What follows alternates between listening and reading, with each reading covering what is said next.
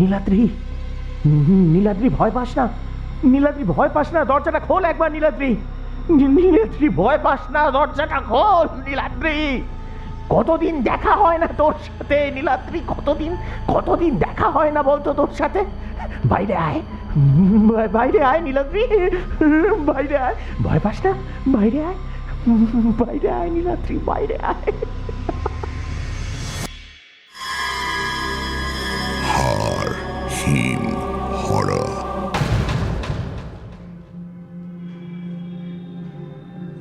নীলাদ্রি বাগবাজারের কাছে দোতলায় একটা ঘর ভাড়া নিল। হঠাৎ কলকাতায় একটা চাকরি জুটে যাবে ওর, সে কথা আর কেই বা জানত। তাই তাড়াহুড়ো করি এই ঘরটা নেওয়া। বাড়ি ভাড়া একেবারে নামমাত্র, বাড়িটাও বেশ পুরনো, কিন্তু বাসযোগ্য আছে। ওর যা ক্ষমতা তাতে এর চেয়ে ভালো বাড়ি এতটা কম সময়ে ওর পক্ষে জোগাড় করা সম্ভব হয়নি। বাড়িওয়ালা সোমনাথবাবু এমনিতে অমায়িক লোক। প্রথম দিন বাড়ি দেখাতে এনে সোমনাথবাবু সিঁড়ির কাছে একটু থামলেন, তারপর বললেন, একটা নিয়ম বলে রাখি বাবা, যদি মধ্যরাতের পর কেউ ডাকে তবে দরজা একদম খুলো না। যদি গলাটা চেনা লাগে তাতেও একদম খুলবে না। নীলাদ্রি এমনিতে গ্রামের ছেলে, বনে বাদারে ডান পিটেমো করেই সে বড় হয়েছে। এইসবে ওর বিশেষ ভয় টয় লাগে না। তার ওপর কলকাতা শহর বলে কথা। ও তাই এই কথাগুলোকে একদম পাত্তা না দিয়ে বাড়িটা ভাড়া নিয়ে নিল। কয়েকদিন শান্তশিষ্টভাবেই দিব্যি কেটে গেল, যেমনটা যায়। একেবারেই যে কিছু ঘটেনি সেরকমটা নয়। ওপরের ঘরে ও মাঝে মধ্যে পায়ের আওয়াজ শুনেছে। সোমনাথবাবু অবশ্য জানিয়েছিলেন যে সেখানে এখনো অন্তত কেউ থাকে না।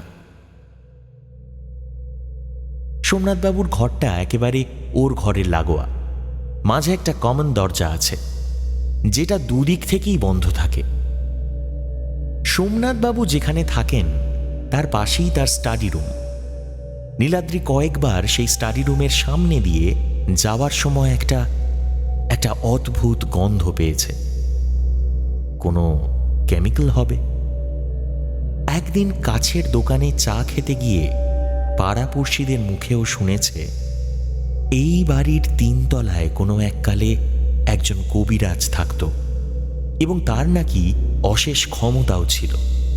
সে নাকি জড়িবুটি দিয়ে অনেকের কঠিন অসুখ একদম সারিয়ে দিয়েছে।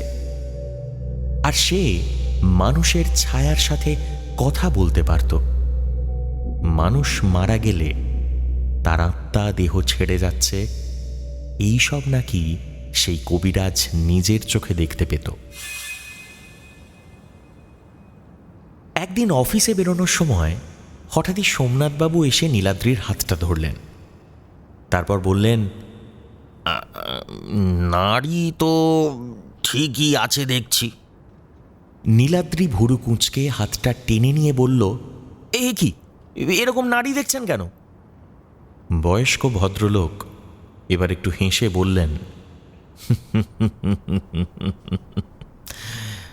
পুরনো অভ্যেস, সহজে কি যায়? যায় না। সেদিন রাতে নীলাদ্রি বারান্দায় বেরিয়ে একটা সিগারেট ধরালো।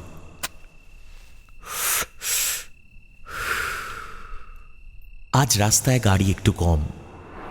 বেশ খানিক পর পর হুশ করে একটা যানবাহন চলে যাচ্ছে। আর ঠিক তখনই ও শুনতে পেল দরজায় টোকার শব্দ। প্রথমে 3 বার, তারপর আবার থেমে 2 বার। নীলাদ্রি একটু আশ্চর্য হল। ঠিক এভাবেই ও তো নিজেও দরজায় টোকা দেয়। একরকম যেন অভ্যেস হয়ে গেছে ওর। নীলাদ্রি ঘড়ি দেখল, 12টা বেজে গেছে। আজ রাতের খাবারটা খেতে একটু দেরিই হয়েছে ওর। ওর মনে পড়ে গেল সোমনাথ বাবু বলেছিলেন মধ্যরাতের পর কেউ দরজায় টোকা দিলে দরজা যেন না খোলে। নীলাদ্রি ভাবল আর একবার কি দেখবেও। একটু অপেক্ষা করার পর আবার সেই একই রকম টোকা, কিন্তু এবার আর দরজায় নয়, নিচের বাড়ির সদর দরজায় টোকা। সেই একইভাবে 3টে টোকার পর একটু থেমে আবার দুবার। নীলাদ্রি খেয়াল করল যে সোমনাথবাবু তার দরজার তলা দিয়ে একটা কাগজ ওর দিকে ঠেলে দিয়েছেন। কাগজটা হাতে নিয়ে নীলাদ্রি দেখল তাতে লেখা, কোনো শব্দ করো না, আর নড়াচড়াও একদম করবে না। নিঃশ্বাস বন্ধ করে দাঁড়িয়ে থাকল নীলাদ্রি। প্রায় 10 মিনিট কেটে গেল, আর কোনো শব্দ নেই। নীলাদ্রি এবার নিজের বিছানায় এসে বসল। এমন সময় আর একটা কাগজ সোমনাথবাবু বাড়িয়ে দিলেন। তাতে লেখা রয়েছে, আর চিন্তা নেই, এবার ঘুমিয়ে পড়ো। সেদিন রাতে আর ঘুম এলো না নীলাদ্রির। পরের দিন সকালেই সোমনাথবাবুকে ধরল। কে এসেছিল ওটা রাতে? দেখুন, আপনি আপনি আপনি না নিশ্চয়ই কিছু একটা জানেন। সোমনাথবাবু সবটা শুনে বললেন, তোমায় আমি আগেই সাবধান করেছিলাম। এবার এবার সবটা একটু পরিষ্কার করে বলুন তো কি হয়েছে। সোমনাথবাবু তার চশমার কাঁচটা মুছতে মুছতে বললেন, এই বাড়ির একটা অভ্যেস আছে, ছায়া ধরে রাখে। ভুরু কুঁচকে নীলাদ্রি জিজ্ঞাসা করল, ছায়া? সোমনাথবাবু বলতে থাকলেন, হ্যাঁ, ছায়া। তুমি তো গ্রামের ছেলে, তুমি নিশ্চয়ই জানো পুরনো বাংলার গল্প, মানুষ একের বেশি জায়গায় নিজের ছাপ ছেড়ে যায়, ছায়ার মতো ছাপ। তবে তবে এরা ঠিক ভূত নয়, এরা যেন একটা স্মৃতি। নীলাদ্রি চুপ করে সব শুনছিল। ভদ্রলোক বললেন, কিছু কিছু বাড়িতে এরা আবার ফিরে আসে, পুরনো জায়গা, পুরনো ঘর। আসলে কি জানো, ওদের কাছে সময়ের ধারণাটা ঠিক আমাদের মতো নয়। নীলাদ্রি বেশি কথা বাড়ালো না। বুঝল সে ভালোই ফেঁসেছে। ও ঠিক করলো এই বাড়ি ছাড়তেই হবে, কোনো কলিগের বাড়িতে গিয়ে থাকবে না হয়। কিন্তু ভাবলেই তো আর সেটা করা যায় না।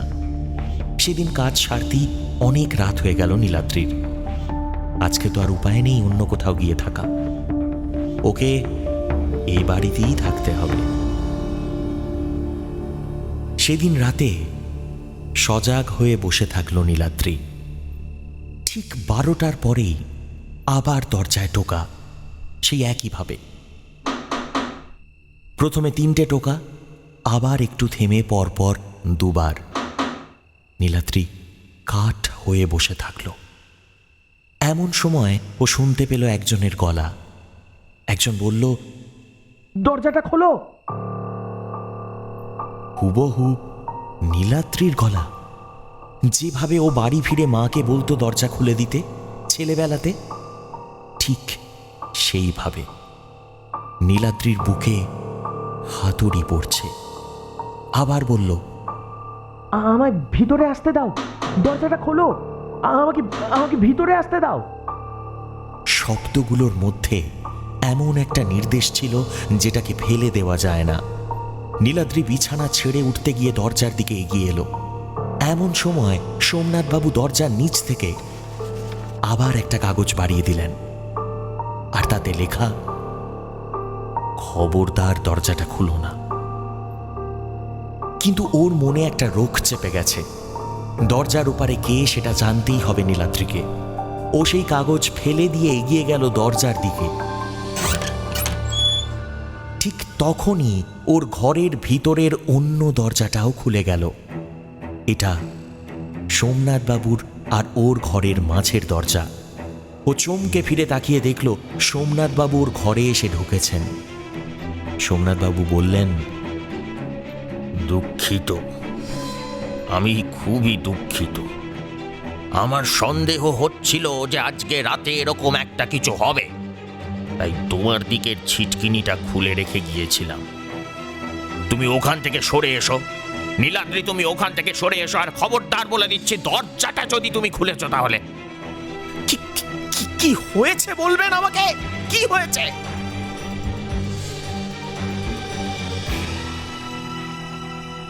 সোমনাথবাবু বললেন, তুমি তুমি অনেক আগে এই বাড়িতে এসেছো, তোমার ছোটবেলায়। তোমার হয়তো মনে নেই, তখন এইখানে আমার বাড়ির ওপরের তলাতে একজন কবিরাজ থাকতেন। তার কাছে কিছু একটা দেখাতে এসেছিলে। কিছু একটা কঠিন অসুখ হয়েছিল তোমার। তুমি যখন বাড়ি ভাড়া নিলে তখন শুরুর দিকে এইসব ব্যাপার আমার খেয়াল হয়নি, কিন্তু কালকের ঘটনাটার পর আমার মনে সন্দেহ জাগে। আর আজকে বুঝতে পারছি যে কেন তুমি দরজা খুলতে চাইছো। আগে যখন এসেছিলে তখনই তোমার ছায়ার একটা অংশ এই বাড়িতে রয়ে গেছিল। তোমায় এই বাড়িতে দেখতে পেয়ে সে আবার ফিরে এসেছে। আর এইসব আগে বুঝলে আমি অন্তত তোমাকে এই বাড়িটা ভাড়া দিতাম না নীলাদ্রি। নীলাদ্রি বিশ্বাস অবিশ্বাসের দোলাচলের মাঝে দাঁড়িয়ে আছে। সে জিজ্ঞাসা করল, কি বলছেন? ওই লোকটা ওই ছায়া ও কি চায় আমার থেকে? সোমনাথবাবু এবার বললেন, এতদিন এখানে আটকে থেকে ও ক্লান্ত, তাই ও মুক্তি চায়। আর তাই চায় যে তোমার সাথে জায়গা বদল করতে। আর সেই জন্যই ওর এখানে আসা, তোমাকে বারবার ডাকা, বুঝলে? নীলাদ্রি বলল,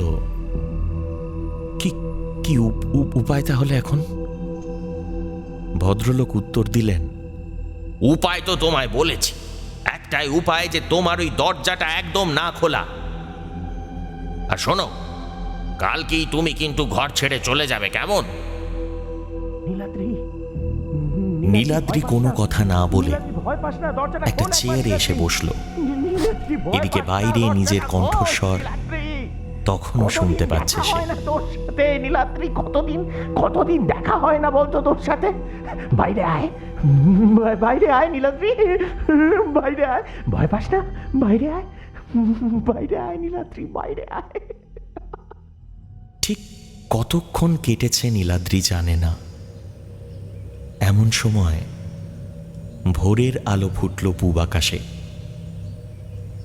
এক ভয়াবহ রাতের শেষ হলো তবে। হাড় হিম হরর আপনারা শুনতে পারেন এক্সক্লুসিভলি মির্চি বাংলার ইউটিউব চ্যানেল এবং গানা অ্যাপে।